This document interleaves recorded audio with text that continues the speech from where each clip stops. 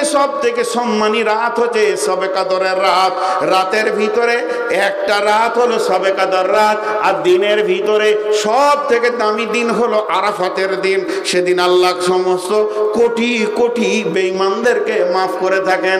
তাহলে ওই রাতটা যে জাগবে, আল্লাহর নবী বলছেন তুমি জাগো, শেষ বিজোরগুলোতে তুমি খোঁজ করো। নবীজিকে ভুলিয়ে দেওয়া হয়েছে শেষ বিজোরের ভিতরে তুমি লাইলাতুল কদরকে পেয়ে যাবে। আর যখন তুমি পেয়ে যাবে, ওমা আদরাকা মা লাইলাতুল কদর, তোমাকে কে বললো লাইলাতুল কদরটাকে? লাইলাতুল কদর খায়রুম মিন আলফি শাহর, সেই রাতটা হলো 1000 মাসের থেকে বেশি সম্মানী। শুধু তাই নয়, ওটা কতক্ষণ থাকবে? হাত্তা মাতলাইল ফজরে, যখন ফজরের আজান হয়ে যাবে লাইলাতুল কদরের ফজিলতটা কেটে যাবে। এই পর্যন্ত তুমি তোমার রবের কাছে তুমি চাও, তুমি মাফ চাও, গুনার মাফ চাও, তুমি যা চাইবে সব চাও। সেই দিন তানাজ্জালুল মালাইকাতু ওয়ার রূহু, তানাজ্জালুল মালাইকাতু ওয়ার রূহু, অনেক ফেরেশতা সেদিন পৃথিবী বিচরণ করে। ওয়ার রূহু বলতে জিবরাইল সেদিন আসে, কেউ কেউ বলেছে এমনকি আজরাইলও সেদিন আসে। আর সেই দিনের খাতাতে রুচি বরাদ্দ হয়ে যায় আরেক বছরের জন্য কে কি খাবে, কার কি হবে। আর ওই দিনে মওতের টাইমটাকেও লিখিয়ে দেওয়া হয়। কোন তাফসীরে লিখেছে আজরাইলকে দেখিয়ে দেওয়া হয় এই এই লোকগুলি আগামী লাইলাতুল কদর পর্যন্ত মরবে, কে কোথা মরবে, কি অবস্থায় মরবে, সমস্ত ফেরেশতাদেরকে ট্রেনিং করিয়ে তাদেরকে নিয়ে যাওয়া হয় সারা রাত ঘুরে। আর ওই রাত্রিতে যদি কেউ ইবাদতের কান্নায় কাঁদে, হাজারো ফেরেশতা দেখে এই লোকটা কাঁদছে, সেই ফেরেশতারাই তো সাক্ষী হয়ে আল্লাহকে বলবে মাবুদ গো মাফ করে দেন, মাফ করে দেন। তার মানে ধরে নেন আপনার এখানে কেউ এসেছে, আপনার বড় মন্ত্রী বা থানার বড় বাবু, তার পেছনে হাজারো পুলিশ ধরে বেড়াচ্ছে, আপনি কাকুতি মিনতি করছেন, এরা যখন বলবে তাকে যে ছেড়ে দেন, একে মাফ করে দেন, ঠিক ওই রকম ধরনের একটা বড় মাফের পরওয়ানা ঘুরে। তো বিশ্বনবী বলছেন ঈমানা ওয়া ইহতিসাবা গুফিরা লাহু মা তাকাদ্দামা মিন জামবে, তার জীবনের সমস্ত গুনাহগুলি মাফ হয়ে যায়। জি, তো ঈমান কি আর ইহতিসাব কি? ঈমান কি, ইহতিসাব কি, এটা খালি দেখাবো। রোজার সঙ্গে যখন রাখতে হবে, হাজি ভাই রোজাতে গুনাহ মাফ হবে? গুনাহ মাফ হবে? কথা বলে না? হবেই, হবে বলাটা ঈমান লয়। আল্লাহ আছে? এতগুলো লোক মুখ খুলেন না কেন, পিছন আল্লাহ খুলছেন না কেন গো? আছে বললে হবে না, আছি, এটার নাম ঈমান। আল্লাহ বলছে যে আমার প্রতি যেমন ধারণা রাখবে আমি তার সঙ্গে সেরকম ব্যবহার করব। হাজি ভাই আপনি আমি কত গুনাহ করেছি, কত গুনাহ করেছি।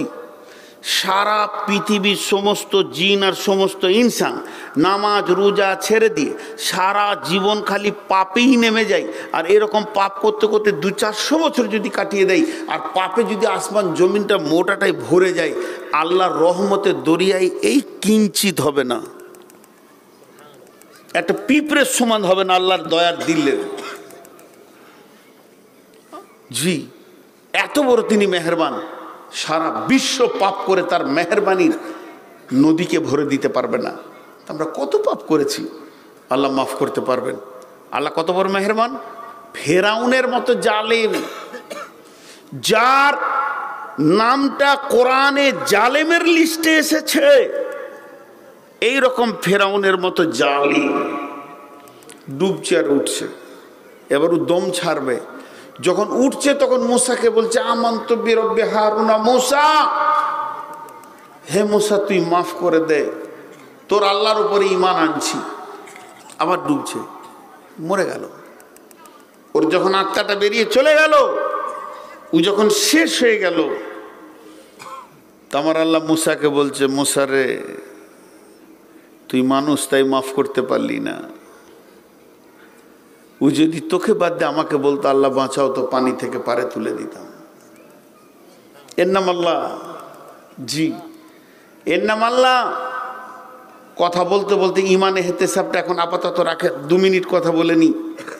কিয়ামতের মাঠে দুটি আদালত হবে। আজকে আসর পরে কথাটা জানো কি নগরে বললাম। একটা হচ্ছে হাক্কুল্লাহ, একটা হাক্কুল ইবাদ। আল্লাহর হক যেগুলো আছে, আপনার নামাজ, রোজা, হজ, যাকাত, দান, খয়রাত, আপনার আমার হাত, পা, চোখ, কান সবারই হিসাব হবে। কোরআন বলেছে এগুলো আল্লাহর সঙ্গে আপনার লিয়াজু মেনটেন হবে।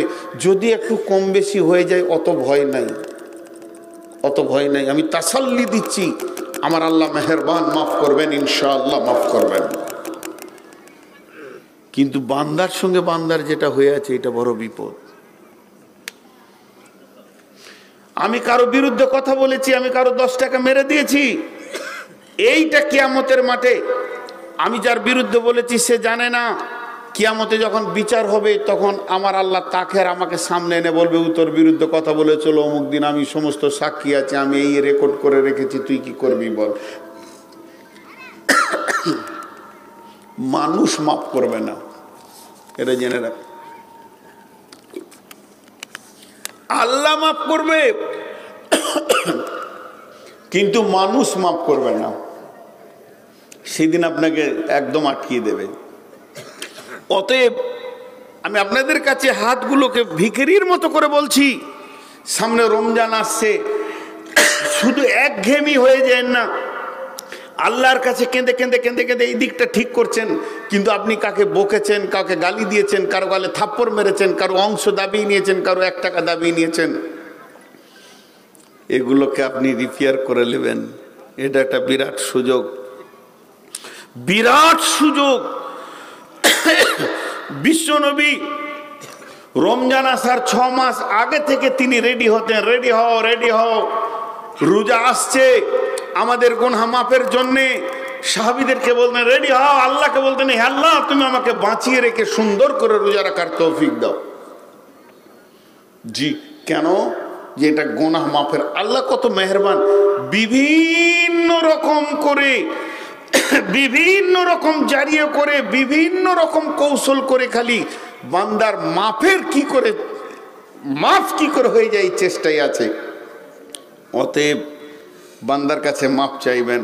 কেউ যদি কারো দাবিয়ে রেখেছেন, আরেকটা আমাদের ছোটখাটো অভ্যাস আছে, এগুলোকে আমরা গুরুত্ব দিই না। আপনি বহরমপুরে বাসে চেপেছেন, 40 টাকা ভাড়া, 30 টাকা দিয়ে নেমে যাচ্ছেন, কন্ট্রাক্টর বলছে ভাই আর 10 টাকা দে, ওই লাভ চলে। ও যদি মাফ করে থাকে তা ভালো, যদি না করে থাকে তো ওইটাই আপনি কিয়ামতের মাঠে বাঁধা পড়ে গেছেন। এটা লিখে নেন। ও যদি মাফ করে থাকে তো ভালো, আর না করে থাকে তো ওইটাই কিয়ামতের মাঠে আপনার জাহান্নাম যাওয়ার জারিয়া হয়ে যাবে। এর জন্য এগুলোকেও আমরা রমজান মাসে রিপেয়ার করে নেব ইনশাআল্লাহ। কেউ যদি কারো কাছে কোনো অন্যায় করেছি, তবে আবার একটা কথা বলে দিই, আপনার কাছে কেউ অন্যায় করেছে, মাপ চাইতে এসছে, মাফ করে দিয়েন। কেন? 3 বার মাপ চাইলে মাফ হয়ে যাবে। সে অন্তর থেকে যদি 3 বার এসে মাপ চাই যে ভাই আমাকে মাফ করে দেন, আপনাকে আমি থাপ্পড় মেরেছিলাম, আপনার আমি ক্ষতি করেছিলাম, আপনি আমাকে মাফ করে দেন। যদি আপনি না মাফ করেন তো আল্লাহ মাফ করে দেবেন। ওটা আল্লাহ নিজস্ব ব্যক্তিগত সুপ্রিম পাওয়ার আছে। 3 বার মাত্র, 3 বার আপনার কাছে মাপ চাবে আল্লাহ। অত পাওয়ার আপনাকে দেওয়া হয়নি যে সারা জীবন কাউকে ঝুলিয়ে রাখবেন হ্যাঙ্গিং করে। কিন্তু 3 জন ব্যক্তি আছে, যতক্ষণ পর্যন্ত মুখ দিয়ে না বলবে মাফ করলাম তো আল্লাহ অতক্ষণ পর্যন্ত করবে না। পশ্চিম দিকে সূর্য উঠে গেলেও করবে না। 3 জন ব্যক্তি যতক্ষণ পর্যন্ত মুখ দিয়ে না বলবে, আব্বা, মা, স্বামী। আব্বাকে বলতে হবে বেটা তোমাকে মাফ করলাম, মাকে বলতে হবে বেটা তোমাকে মাফ করলাম, স্বামীকে বলতে হবে তার স্ত্রীকে হ্যাঁ তোমাকে আমি মাফ করলাম। এই 3 জন যতক্ষণ পর্যন্ত মুখ খুলে না বলবে ওদের মাফ হবে না। চলেন, মাফের মাস আমাদের সামনে আসছে, আমরা যেন আল্লাহর কাছে মাফ চেয়ে নিতে পারি। আল্লাহ যেন তৌফিক দান করেন, বলে আল্লাহুম্মা আমিন। এবার ইমানটা কি? কাশি উঠেনি, পোকা ঢুকেছে, জীবনে অনেক পোকা খেয়েছি, আজকে একটা গেল হলারের ভিতরে, সে বুঝতে পেরেছে কোথা গেলাম, কাশি লয়। জি, বিসমিল্লাহির রহমানির রহিম। মান সামা রমাযানা ঈমানা, তুমি যখন রমজান মাসে রোজা রাখবে তখন তুমি তোমার ঈমানটাকে দৃঢ়তা করে নাও, বিশ্বাসটাকে মজবুত করে নাও, বিশ্বাসটা পাকা করে নাও। পৃথিবীর লোকের কি হবে না হবে আমি জানি না, সারা পৃথিবীর গুনাহ মাফ হবে না হবে আমি জানি না, আমার রব আমার গুনাহ মাফ করবেই করবে, এই নিয়তে তুমি রোজা রাখো।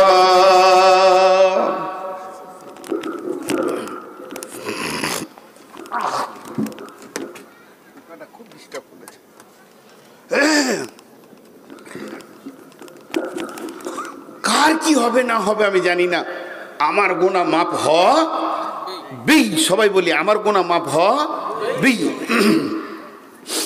এখন হাত তুলে দোয়া করা যাবে না যাবে এ ফতোয়ায় আমি আসছি না, আর কোনোদিন আমি ফতোয়াতে নিজের মাথাকে ভরি নেই, আজ পর্যন্ত ভরিনি। আমি আইল হাদিস আকিদায় চলি, কিন্তু কে দোয়া করছে কে না করছে শরীয়ত না বেদাত আমি যাচ্ছি না। একটা উদাহরণ দিচ্ছি মাত্র। উদাহরণটা কি? ধরেন 27 তারাবি চলছে, আর আপনাদের গোবিন্দপুরের সব যুবকরা তারাবিতে সারা রাত জাগছে, যার যেমন গুনাহ আছে সে আল্লাহর কাছে কাঁদছে, মাবুদ মাফ করে দাও, ক্ষমা করে দাও, যে যেমন পেরেছে আল্লাহর কাছে নিজের গুনাহকে বলে কাঁদছে। হঠাৎ ছেলেরা এসে ইমাম সাহেবকে ধরলো, হুজুর আপনি একবার দোয়া করেন আমাদের জন্য, আপনি আলেম মানুষ, আমরা একটু আমিন আমিন করি। ইমাম সাহেব দেখছে যে ঠিক আছে, জেনারেল শিক্ষিত ছেলে যখন আমার কাছে এসছে, শুরু করে দিলে, চলো তোমরা আমিন বলো, আমি দোয়া শুরু করি। এবার উনি দোয়া শুরু করেছেন। শবে কদরের রাত, মানুষের স্বাভাবিক একটু দিল নরম হবেই, আর তাদের দিল নরম হয়েছে বলে রাতটা জাগছে। কাঁদা শুরু হয়ে গেল, এই আল্লাহ চুরি করেছি মাফ করে দাও, জেনে বুঝে ব্যভিচার করেছি ক্ষমা করে দাও, মিথ্যা কথা বলেছি ক্ষমা করে দাও, লোককে গালি দিয়েছি ক্ষমা করে দাও। মাবুদ গো, বয়স হয়ে গেল 50, জীবনে তোমার মসজিদে আসিনি, প্রথম এসেছি, মাফ করে দাও। ইমাম সাহেব নিজের গুনাহগুলোকে সকলকে ধরে নিয়ে দোয়া করতে রয়েছে। সবাই বলছে আমিন, আর অঝোর নয়নে কাঁদছেন, মজ্জেন কাঁদছে, হাজি কাঁদছে, মাস্টার কাঁদছে, ডাক্তার কাঁদছে, যে যেমন রয়েছে সবাই বলছে আমিন, মাবুদ মাফ করে দাও, তুমি মাফ করবেই করবে। এই অবস্থা রয়েছে। এমন সময় ওরই ভিতরে একটা বেঈমান অলসতার সাথে বলছে আমিন আমিন, আর ওর মনটা বলছে মাফ হতেও পারে নাও পারে, মাফ হতেও পারে না পারে। আল্লাহ বলছে বেঈমান, তোর এইটা ঢুকলো কি করে মনে? আমি পারবো না মাফ করতে, আল্লাহ পারবে না? তো ও বেঈমান না ইমানদার? বলেন ও বেঈমান না ইমানদার? ওই কথাটা যখন ভাবছে, হাজি ভাই আমার বীরভূমে বোলপুর থানায় বিয়ে হয়েছে, রমজান মাস, আর ইফতারের আজান হতে মাত্র 8 মিনিট, আর আমি গাড়ি নিয়ে 4 চাকা নিয়ে ঢুকে পড়েছি শ্বশুর বাড়ি। আমার সাথে আরো 3 জন আলিম আছে বড় বড়। বলেন আমার শ্বশুর ঘরের লোকগুলো শান্ত থাকবে না দৌড়ে বেড়াবে? চঞ্চল হয়ে গেছে। আমার শ্বশুর খালি বারান্দায় পায়চারি করছে, 4টা ছেলে 4টা গাড়ি নিয়ে বেরিয়ে গেল, একজন মাংস আনতে গেল, একজন মাছ আনতে গেল, একজন চপ পেঁয়াজি আনতে গেল, একজন ফল আনতে গেল, বউরা দরাদরি করছে হাঁড়িতে কি করা যায় কি করা যায়। আরে ভাই, চাষি ঘরে তো প্রতিদিন আর ফল ফ্রুট থাকে না, ডাল ভাতও খেতে হয়, কিন্তু জামাই আসলে মানুষ একটু ব্যস্ত হয়ে কিছু করে। আর আমার শ্বশুর খালি পায়চারি করছে, উফ একটু আগে যদি ফোনটাও করতো 1 ঘন্টা আগে, আমারও জানা ছিল না যে আমি যাব। পেরিয়ে যাচ্ছিলাম, হঠাৎ ঢুকেছি। শান্ত ফ্যামিলি চঞ্চল হয়ে উঠেছে, 4-5টা শালা 4-5 দিকে দৌড়েছে, বউগুলো যেন কাজে ব্যস্ত হয়ে গেছে। শাশুড়ি মা বুড়ি, সেও বটিটা নিয়ে বসেছে, আলুটা ছিলে দিয়ে তাড়াতাড়ি করে যেন কাজটা হয়। মেহমান এসে গেছে, জামাই এসেছে, জামাইয়ের সঙ্গে 4জন বড় আলিম এসেছে। তার মানে কি, আমি এক কথাই বোঝাতে চাইছি, সুস্থ ঘর চঞ্চল হয়ে উঠে গেল। গোটা ফ্যামিলি দরাদরি করছে, কে কোথায় পানি খাবে জানি না, কে কোথায় ইফতার করবে জানি না, শুধু আমার সম্মানের জন্যে। আর আমি আমার বন্ধুদেরকে নিয়ে বটুখানায় বসে বসে গল্প করছি। বিয়ে হয়েছে, ঘর ভালো, সবই ভালো, কিন্তু খেতে দিবে কিনা জানি না। আর এই কথাটা যদি আমার শ্বশুরের কানে পড়ে, আমার শ্বশুর কত খুশি হবে আপনারা বলেন। আমার শ্বশুর আমাকে গাল না দিল, আমার বাপকে দিবে বিয়াই বলে, বলে কোন বাঁদরের বাচ্চা রে, এইটা কি করে তোর মনে এলো? আমার চারটা ছেলে চারদিকে ধরেছে, চারটা বৌমা দরাদরি করছে, আমার বুড়িটাও দরাদরি করছে, আর খেতে দিতেও পারে না পারে, এটা তোর মনে কি করে এলো? যেদিন রমজান পৃথিবীতে আসে সেই দিন গোটা আসমান জগৎ তোলপাড় হয়ে যায়, জিব্রাইল মিকাইল দরাদরি ছুটাছুটি হয়ে যায়, জাহান্নামের দরজাগুলো বন্ধ করো, জান্নাতের দরজাগুলো খুলে দাও, মাগফিরাতের ক্ষমার দরজাটা খুলে দাও, আমার কাছে গুনার দপ্তরগুলো আল্লাহ বলছে এনে দাও। আমার গোলামেরা রোজা রাখবে, ইফতারের সময় কাঁদবে, ফজরে কাঁদবে, আমি মাপ মাপ মাপ চালিয়ে যাব। শুধু মাছটাকে মাফের মাছ তৈরি করেছি, রহমতের মাছ তৈরি করেছি, আমি কার উপরে রাখবো না। হাজার কোটি কোটি গুনাহ করে এসে চোখের পানি ফেলবে, তার উপর আমার রাগ থাকবে না। আমি এই মাছটা গোটা রহমতের দিলে বসে থাকবো, মাগফিরাতের দিলে বসে থাকবো। এদিকে শয়তানকে বেঁধে দাও, ওইদিকে জান্নাতকে সুসজ্জিত করো। হুর পরীরে যেন গান গাইতে শুরু করেছে, আর হুরেরা বলবে আল্লাহ আমাদের স্বামী কোনগুলো? রমজান মাসে যারা রোজা রাখে তাদের দিকে আল্লাহ দেখাবেন। নানা রকম ইতিহাস শুরু হয়ে গেল আসমান জগতে। এই অবস্থায় যদি কোনো মুসল্লি মসজিদে মনে মনে করে আমার গুনাহটা মাফ হতে পারে না পারে, এর মতো বেঈমান আর কে আছে? জোরে বলেন, এর মতো বেঈমান কে আছে? এর জন্য বিশ্বনবী বলছেন মান সামা রমাযান ঈমানা, যে রমজান মাসে রোজা রাখবে ঈমানকে সঙ্গে করে, ওটা মানে হচ্ছে পৃথিবীর কার কি হলো দেখার দরকার নাই, আমার রোজা কবুল হবি, আমার গুনাহ মাফ হবি। আমার রব বলছে তুই নিশ্চিত হয়ে যা, তোর মাফ হয়ে গেছে। এটা হলো ঈমান। এহতেসাবের দুটো মানে করা হয়েছে। এক নম্বর মানে হচ্ছে রোজার যে নিয়ম কানুনগুলো আছে এগুলো ঠিক করে মানতে হবে। ভ্যাত করে বেশি বকলে হবে না, গীবত করলে হবে না, পরনিন্দা পরচল্লা করলে হবে না, জিকির করো, তেলাওয়াত করো, মুখে চুপ থাকো। বেশি কেউ যদি বকে ডাকে এই গায়, ওকে উত্তর দেবে আমি রোজা রেখেছি ভাই, আমি রোজাদার, আমি বকতে যেতে পারবো না। ওখানে ভিড় করে এক জায়গায় গল্প চলছে, আপনাকে হয়তো ডাকে শোন শোন শোন শোন শোন, সেই দিনের ঘটনাটা শুনতো, আমি রোজাদার ভাই। আল্লাহ রসুল বলছে তুমি পরিষ্কার বলে দাও আমি রোজাদার, আমি পারবো না এত বকতে। এইভাবে রোজার শুরু থেকে শেষ পর্যন্ত যত নিয়ম কানুন রুলস আছে এটাকে ঠিক রাখতে হবে, এটাকে এহতেসাব বলছে। আর এহতেসাব বা মানে ইখতিলাস, এটা আবার আলাদা।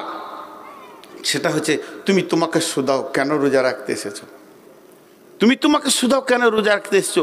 এই জায়গায় 100টা রোজাদারের মধ্যে 90 জন ফেলিয়ার হয়ে যাবে। এহতেসাব বা মানে ইখতিলাস। জি, কিছু রোজাদার আছে কালকে চাঁদ উঠবে, কাল বিকেলবেলা জোহরের সময় সাবান দিয়ে গোসল করে গাটা ধুয়ে নেবে, বেটিকে বলবে মা পাঞ্জাবিটা বের করে দে, টুপিটা বের করে দে, মুসল্লি হয়ে গেল। এবার এমন মসজিদে দুপুদুপি শুরু করে দেবে, প্রথম কাতার ওই দাঁড়াবে, ইমামের ঘরে খালি উঠা বসা, ঘন ঘন ফতোয়া জিজ্ঞেস করা, নবী মুসা কবার মানে পাহাড়ে উঠে চলে জিজ্ঞেস করা। মনে হবে জানো এর থেকে বড় মুসল্লি আর গায়ে কেউ নাই। আর মনে মনে গুনছে আজকে 12টা হলো, আর মাত্র 18টা আছে, আর কে 18টা হলো, আর 12টা আছে, 25টা হলো, আর 5টা আছে, 27টা হলো, আর 3টে, 29টা আর একটা। আর যেদিন ঈদের চাঁদ উঠে যাবে সেদিন বিড়বিড় করে মসজিদকে বলবে মসজিদ রে 1 মাস এসেছিলাম, খুব দুপুদুপি করেছি, মাফসাফ করে দিস, পারলে সামনে বছর দেখবো। মসজিদ থেকে কেটে পড়লো, এহতেসাবের বাইরে চলে গেল। এই লোকগুলি রোজা কবুল হবে না, এদের গুনাহ মাফ হবে না। এহতেসাব বা মানে ইখতিলাস। টিউ দেখেছেন সাইকেলের? কথা বলে না এতগুলো লোক। সাইকেলের টিউ দেখেছেন? নতুন টিউ এই এখনই দোকান থেকে কিনে নিয়ে এসে ক্যারিটাকে পট করে ফাটিয়ে দিয়ে টিউটাকে পাম্প করতে লেগেছে। বিসমিল্লাহ বলে শুরু করেছে, কম ইমানদার লয়ু, ফস ফস ফস করতে করতে 2 ঘন্টা চলছে, পাম্প হচ্ছে না। ঘেমে গিয়েছে, দেবে বসেছে গাছতলায়, আবার লাগবে। উঠে যখন লাগতে যেছে তখন ওর চাচার সঙ্গে দেখা, বলছে চাচা পাম্প হচ্ছে না যে। বলে কেন রে? টিউব তো নতুন রে, পাম্প করতো। ওই ঠিক নজেলে গায়ে 1 ইঞ্চি কাটা রয়েছে। হ্যাঁ রে এখানে কাটা আছে রে। বলছে আমি কেটেছি গো। ও নিজে কেটেছে দিয়ে পাম্প করছে। নিজের হাতে কেটেছে, এইদিকে নজলটা টিপে লাগিয়েছে আর ব্লেড দিয়ে বলছে বিসমিল্লাহির রহমানির রহিম, এতটা কেটেছে, তারপর বিসমিল্লাহ বলে কেটেছে, দিয়ে পাম্প করছে। আচ্ছা বলেন টিউটা পাম্প হবে 1 ঘন্টায় হবে, 1 দিনে হবে, আপনারা জোরে বলেন 1 সপ্তাহে হবে, 1 মাসে, 1 বছরে? যদি সূরা ইয়াসিন পড়ে পাম্প করে, সূরা রহমান পড়ে পাম্প করে, কোরআনে যদি 25 খতম দিয়ে পাম্প করে, টিউটা যেমন সারা জীবনে পাম্প হবে না। যে লোকটা নিয়ত করে নিয়েছে রোজার পরে আর মসজিদ ঢুকবো না, ও সারা জীবন রোজা রাখলেও গুনাহ মাফ হবে না, কারণ একদিকে লিক করে আর একদিকে পাম্প মারছে। এর মতো বেঈমান আর পৃথিবীতে নাই। বিশ্বনবী বলছে তুই মসজিদে আসিস না, তোর আসার দরকার নাই, তোকে গাঁওয়ালা বলছে মুসাল্লি, তোকে ইমাম বলছে মুসাল্লি, তোকে মুয়াজ্জিন বলছে মুসাল্লি, তোকে হাজি সাহেব বলছে মুসাল্লি, তোকে গাজী সাহেব বলছে মুসাল্লি, তোকে ডাক্তার বলছে মুসাল্লি, মাস্টার বলছে মুসাল্লি, গাঁওয়ালা তোকে বলছে মুসাল্লি, আর আমি রব তোকে বলছি পাকা চিটিংবাজ। আমার চোখে তুই চিটিংবাজ। রোজার পরে যে তুই মসজিদ থেকে পালাবি এটা পৃথিবীর কেউ না জানলে আমি আল্লাহ জানছি। চিটিংবাজি পৃথিবীতে মাস্টার মানে শ্বশুরের সঙ্গে করেছো, শালার সঙ্গে করেছো, বন্ধুর সঙ্গে করেছো, মামার সঙ্গে করেছো, চাচার সঙ্গে করেছো, তোমার বুকের পাটা কত। আমি আল্লাহর সঙ্গে চিটিংবাজি করতে এসেছো, আমি তো জানি তুমি পাকা বেঈমান আসতে যেছো। তোমার একটা রোজা কবুল হবে না, একটা তারাবি কবুল হবে না, একটা নামাজ কবুল হবে না, একটা গুনাহ মাফ হবে না, যদি তোমার নিয়তে থাকে রোজার পরে মসজিদ থেকে পালিয়ে যাব। জি কিছু বলছেন না? এরকম মাল আপনাদের আছে না নাই?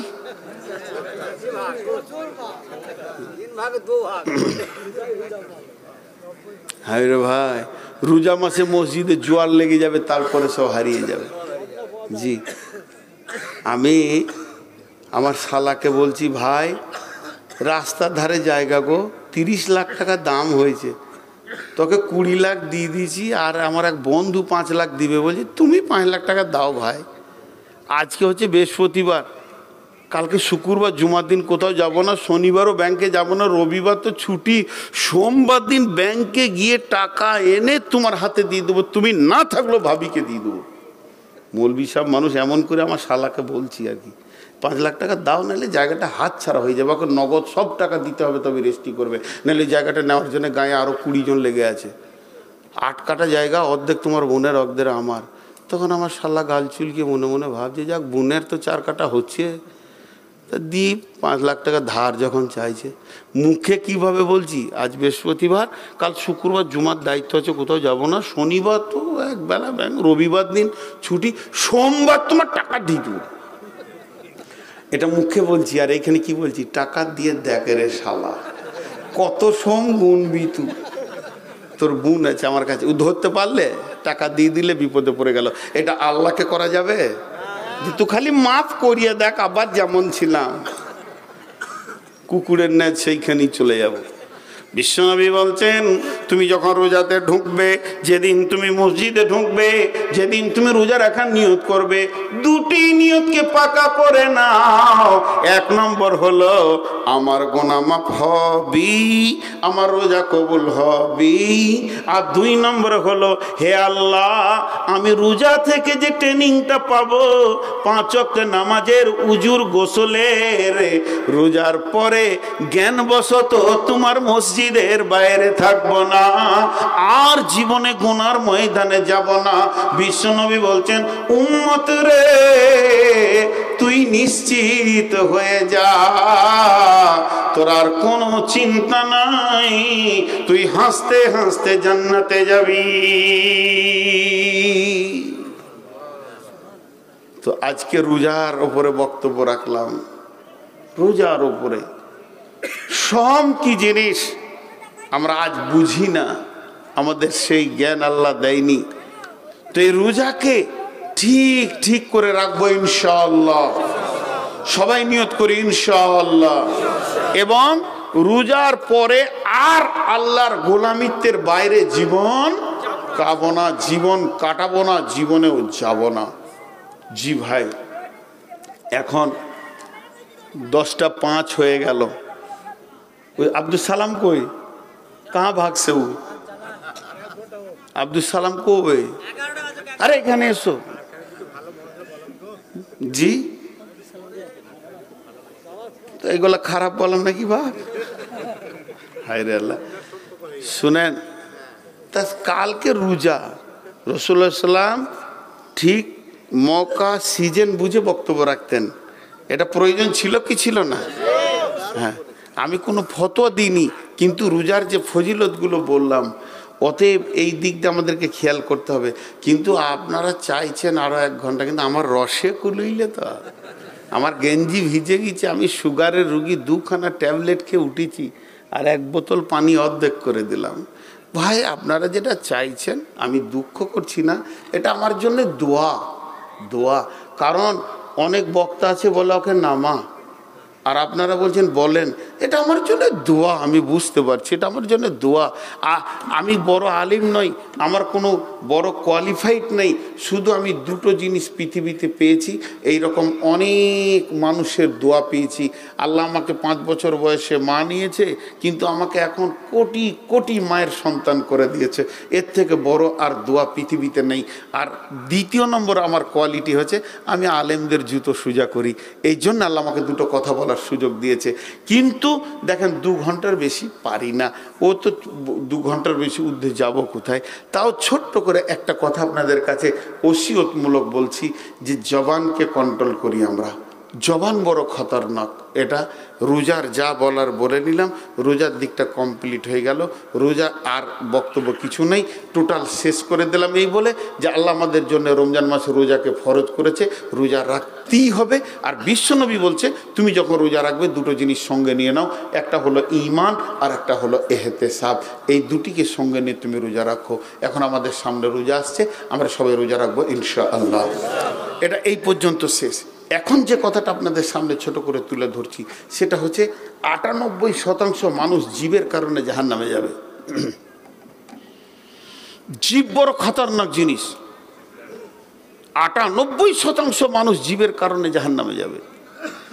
এর জন্য বড় বড় ওলি বুজুর্গরা বলেন, জীবকে কন্ট্রোল করো। আল্লাহ কয়েকবার বলেছেন, বিসমিল্লাহির রহমানির রহিম, ওয়া ইযা কুনতুম ফাদিলু ওয়ালাউ কানা দা কুরবা ওয়া বিআহদিল্লাহি আফু যালিকুম ওয়াসাকুম বিহি লাআল্লাকুম তাকিলুন লাআল্লাকুম তাযাক্কারুন। আল্লাহ বলছে, যখন তুমি কথা বলবে জবানকে কন্ট্রোল করে বলো, আর জবানকে এত সুন্দর করে তুমি ঠিক করে রাখবে, গুছিয়ে রাখবে। খবরদার, যদিও তোমার নিকট আত্মীয় হয়, তারপরেও যেন তুমি আবার জবানকে অপব্যবহার করিও না।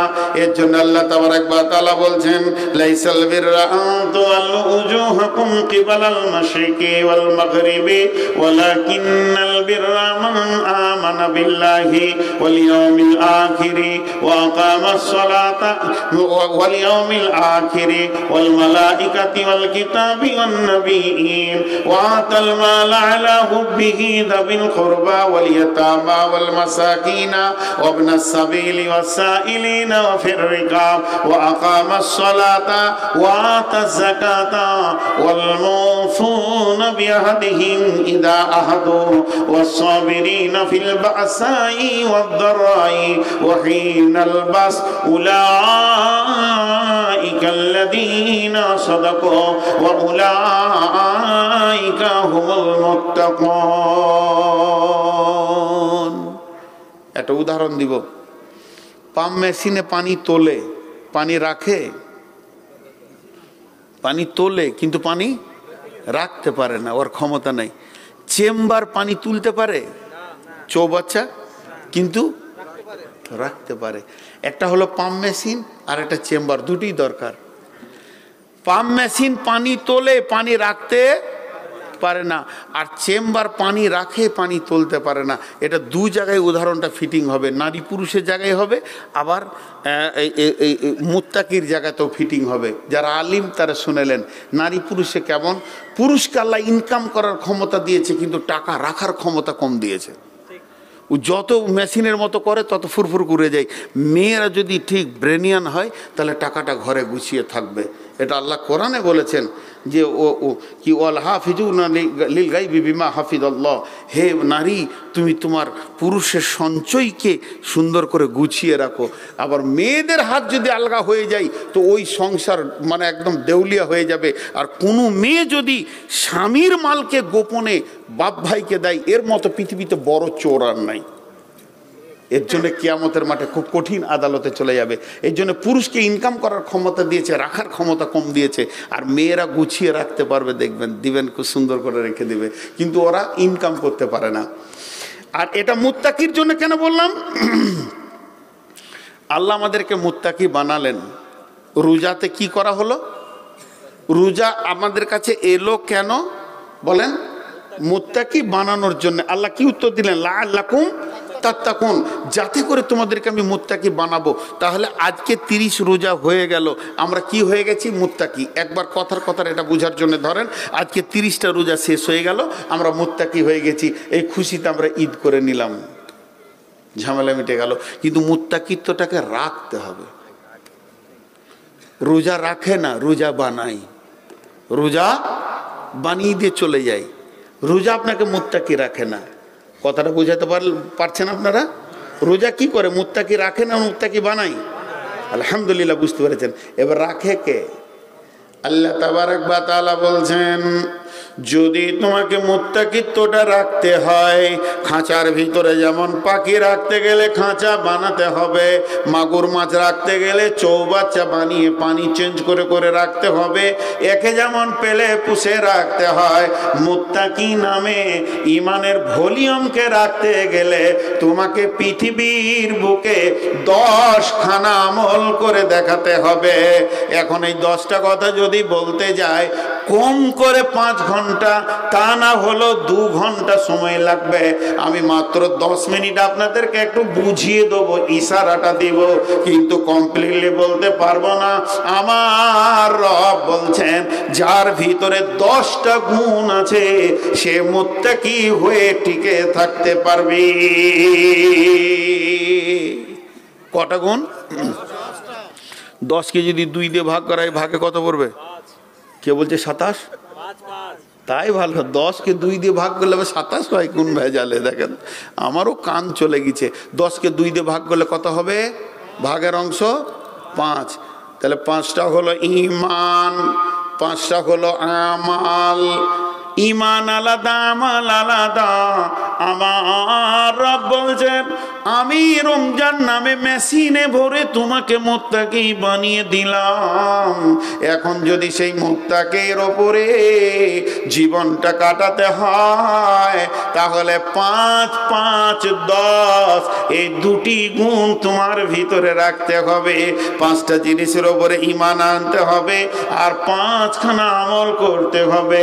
মান আমানা বিল্লাহি ওয়াল ইয়াউমিল আখিরি ওয়াল মালাইকাতি ওয়াল কিতাবি ওয়ান নবিয়্যিন, এই 5টা আমল করতে হবে। আর আমি ঈমান আনতে হবে, আর আমল করতে হবে কে?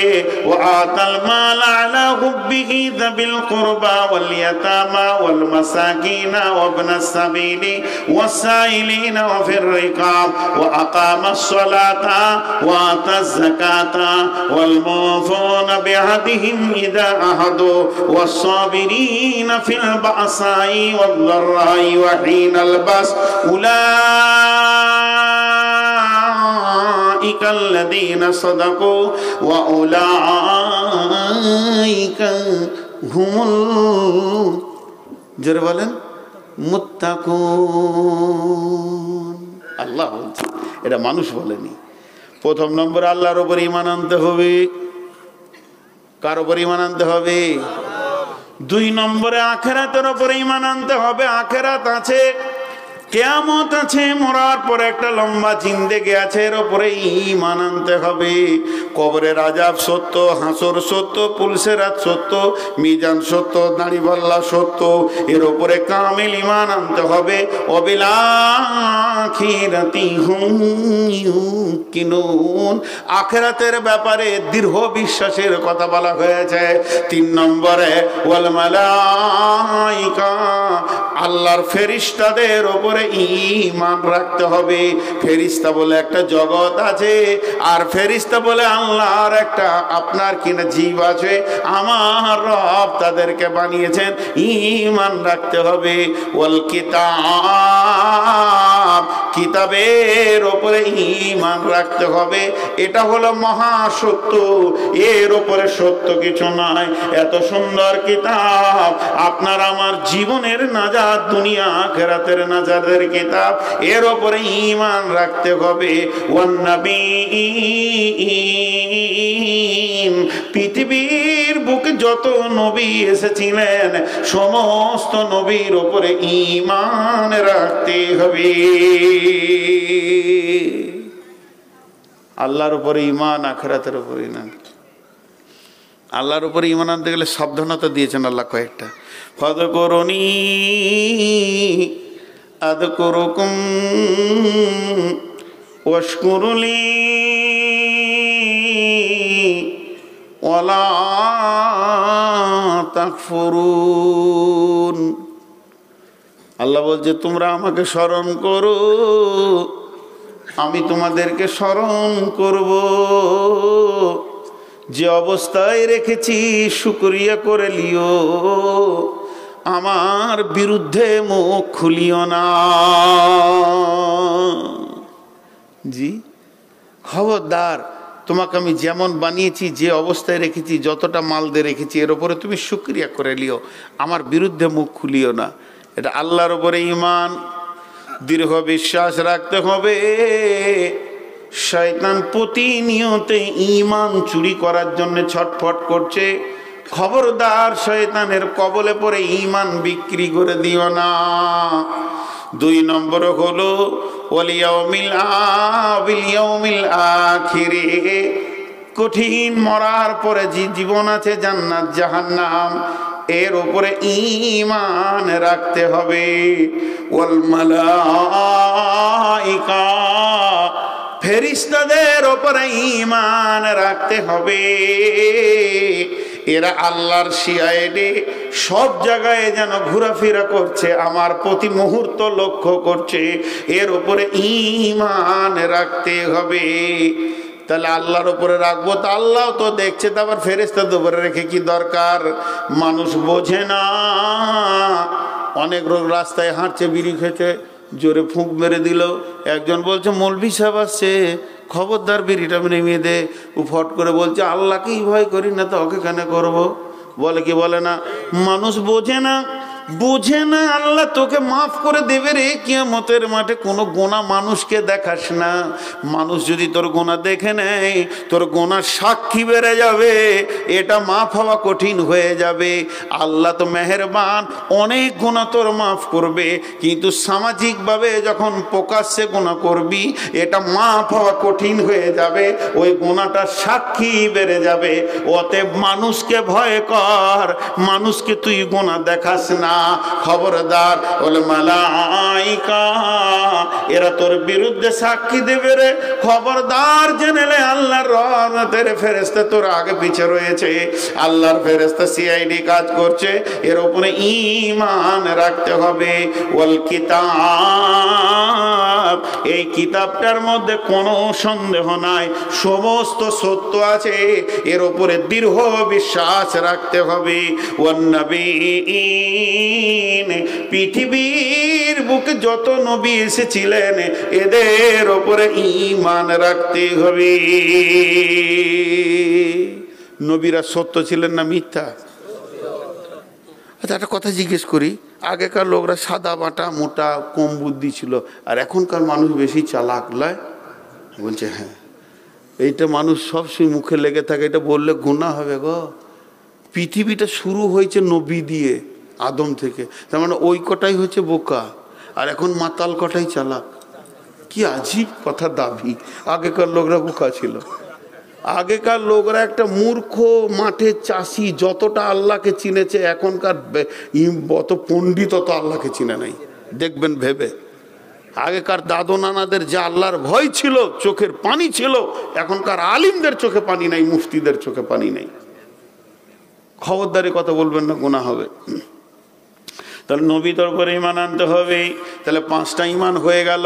আল্লাহর উপরে ঈমান, আখিরাতের উপরে ঈমান, ফেরেশতার উপরে ঈমান, কিতাবের উপরে ঈমান, নবীদের উপরে ঈমান। এবার আমল করতে হবে 5টা। ওয়াতাল মালা, মাল দান করতে হবে। আল্লাহ 6টা জায়গার কথা বলেছেন, জাবিল কুরবা ওয়াল ইয়াতামা ওয়াল মাসাকিনা ওয়াবনাস সাবিলি ওয়াসাইলিনা ওয়া ফির রিকাব। নিকট আত্মীয়কে, এতিমকে, মিসকিনকে, আর যে ভিখারি তোমার দরজায় আসবে, আর বন্দিকে, আর সাইলকে, এদেরকে তোমাকে দান করতে হবে। ওয়া ফির রিকাব। তারপরে 2 নম্বর, 1 নম্বরে মাল দান করতে হবে, 2 নম্বরে ওয়াকামাস সালাতা, নামাজ আদায় করতে হবে, 3 নম্বরে ওয়াতাজ যাকাতা, যাকাত দিতে হবে, 4 নম্বরে ওয়াল মুফুনা বিআহদিহিম ইদা আহাদু, যখন কার সঙ্গে কোনো কথা ওয়াদা হয়ে যাবে, তোমাকে আমি এইটা দিব, তুমি আমাকে এইটা দেবে, তোমাকে আমি এতটা দিব, তুমি আমাকে এতটা দেবে, তোমাকে আমি বেলা 12টায় দেখা করব, তুমি আমাকে 12টার সময় মানে পলাশিতে দেখা করিও। যখন তুমি কোনো ওয়াদা করবে, ওয়াদা পুরো করবে। ওয়াল মুফুনা বিআহদিহিম ইদা আহাদু, এবং আল্লাহর যত আইন আছে সমস্ত আইনগুলোকে পুরা করতে হবে। আর ওয়াসসাবিরিনা ফিল বাসাই ওয়াদ-দাররাই, বিপদে আপদে এবং জিহাদের ময়দানে ধৈর্য ধরতে হবে। তাহলে আমল হলো 5টা। 1 নম্বরে মাল দান করো, 2 নম্বরে নামাজ পড়ো, 3 নম্বরে যাকাত দাও, 4 নম্বরে বিপদ আপদে ধৈর্য ধরো, আর 5 নম্বরে ওয়াদা পূরণ করো। তাহলে 5 5 10 হয়ে গেল। এবার 10টাকে একসঙ্গে গুনিয়ে দিই। 1 নম্বরে মাল দান করো, 2 নম্বরে নামাজ পড়ো, 3 নম্বরে যাকাত দাও, 4 নম্বরে ওয়াদা পূরণ করো, 5 নম্বরে বিপদ আপদে ধৈর্য ধরো। এবার 10টা গুনেলেন। আল্লাহর উপরে ঈমান, আখিরাতের উপরে ঈমান, ফেরেশতার উপরে ঈমান, কিতাবের উপরে ঈমান, নবীদের উপরে ঈমান, মাল দান করো, নামাজ পড়ো, যাকাত দাও, ওয়াদা পূরণ করো, বিপদ আপদে জিহাদে ধৈর্য ধরো। এই 10টা গুণ যার ভিতরে থাকবে, এই 10টা গুণ যার ভিতরে থাকবে, 10 গুণে গুণান্বিত যে হবে, আমার আল্লাহ বলছেন উলাইকাল্লাযীনা সাদাকু, এরাই হলো সত্য, ওয়া উলাইকা হুমুল মুত্তাকুন, এরাই হচ্ছে মুত্তাকি। কষ্ট হচ্ছে আমার তো, বছরের শেষ দিক তো। এবার আপনাদেরকে ছোট ছোট করে 3টে কথা বলি। আমরা সকলে রোজা রাখবো ইনশাআল্লাহ। তো রোজা কি করে? মুত্তাকি বানিয়ে দেয়। আর এই 10টা আমল করলে মুত্তাকি আমরা থেকে যেতে পারবো, রেখে দেবে এরা। তো আমরা এই 10টা আমল করবো ইনশাআল্লাহ এবং মুত্তাকি হব। এখন আপনাদের সামনে আমি এমনি মৌখিক দোয়া দিব ভাই। একটা মাযহাবের আড়াল পৃথিবীতে থেকেই গেছে, চলছে, গ্যাপ হয়ে গেছে। এই গ্যাপটাকে আমি আবার পছন্দ করি না, কিন্তু তারপরেও আমার যারা মুরব্বী আলেম রয়েছেন তাদের কথা মেনে চলাটাই ভালো। বিধায় আপনারা আপনাদের ইমাম সাহেবকে নিয়ে দোয়া করে নেবেন। আমি মৌখিক দোয়া দিচ্ছি, আপনারা আমিন বলবেন। আর আপনাদের কাছে আমি একটা দাবি রেখে যাচ্ছি, এটা বছরের শেষ জালসা। আগামীকাল থেকে আর আমার এবছরের কোনো জালসা নেই, রোজার পরে আছে, সেগুলো আমি বছর দ্বিতীয় ধরি। তো বিধায় প্রথম জালসা কখন শুরু করেছিলাম ভুলে গেছি, কাটিহারকে দিয়ে শুরু করেছিলাম, নদিয়াকে দিয়ে শেষ করলাম। আল্লাহ বাংলাদেশ টাংলাদেশ সব দুনিয়া ঘুরিয়ে নিয়ে আসলো। শেষবারে আপনাদের কাছে আমি একটা আবদার রাখছি। আমি একটা মাদ্রাসা এবং 2টা মসজিদ আল্লাহ আমার হাত দিয়ে নিয়েছে, প্রায় 1,30,40 লক্ষ টাকা কাজ করলাম। তবে আপনাদের মসজিদে এসে আমি একটা জিনিস দেখতে পেয়েছি। তবে আপনাদের ইমামকে এখনও চিনতে পারিনি, কে ইমাম, কয়েকটা মুলবি দেখলাম। ইমাম খুব ভালো মানুষ হবে নিশ্চয়ই, কারণ মসজিদ যে পরিষ্কার পরিচ্ছন্ন, আমার দিল ঠান্ডা হয়ে গেছে। এত পরিষ্কার পরিচ্ছন্ন মসজিদ খুব কমই দেখতে পাই, তো ভালো লাগলো। আমি মন দিয়ে বলছি যে ভালো জিনিসকে রসুল মুখ দিয়ে বলতে বলেছেন, কোনো জিনিস ভালো দেখলে সেটা বলবে।